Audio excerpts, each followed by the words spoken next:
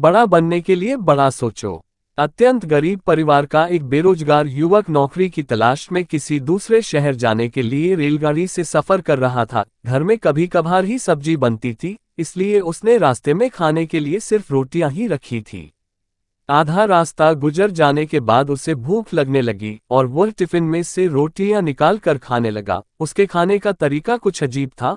वह रोटी का एक टुकड़ा लेता और उसे टिफिन के अंदर कुछ ऐसे डालता मानो रोटी के साथ कुछ और भी खा रहा हो, जबकि उसके पास तो सिर्फ रोटियां थीं। उसकी इस हरकत को आसपास के और दूसरे यात्री देखकर हैरान हो रहे थे। वह युवक हर बार रोटी का एक टुकड़ा लेता और झूठ मूठ कर टिफिन में डालता और खाता। सभी सोच रहे थे कि आखिर वह युवक ऐसा क्यों कर रहा था। आखिरकार एक व्यक्ति से रहा नहीं गया और उसने उससे पूछ ही लिया कि भैया, तुम ऐसा क्यों कर रहे हो? तुम्हारे पास सब्जी तो है ही नहीं, फिर रोटी के टुकड़े को हर बार खाली टिफिन में डालकर ऐसे खा रहे हो मानो उसमें सब्जी हो। तब उस युवक ने जवाब दिया, भैया, इस खाली ढक्कन में सब्जी नहीं है, लेकिन मैं अपने मन में ये सोचकर खा रहा हूँ कि इसमें बहुत सारा अचार है। मैं अचार के साथ रोटी खा रहा हूँ।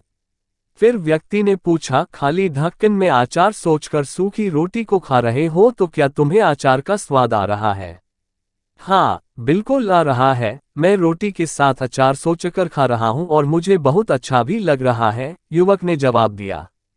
उसके इस बात को आसपास के यात्रियों ने भी सुना और उन्हीं में से एक व्यक्ति बोला, जब सोचना ही था तो तुम अचार की जगह पर मटर पनीर सोचते, शाही गोभी सोचते।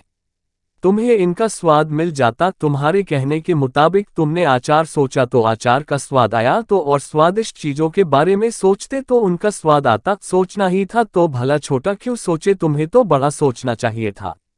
मित्रों, इस कहानी से हमें ये शिक्षा मिलती है कि जैसा सोचोगे वैसा पाओगे। छोटी सोच होगी तो छोटा मिलेगा, बड़ी सोच होगी तो बड़ा मिलेगा। इसलिए जीवन में हमेशा बड़ा सोचो, बड़े सपने देखो, तो हमेशा बड़ा ही पाओगे। छोटी सोच में भी उतनी ही ऊर्जा और समय खपत होगी जितनी बड़ी सोच में। इसलिए जब सोचना ही है तो हमेशा बड़ा ही सोचो।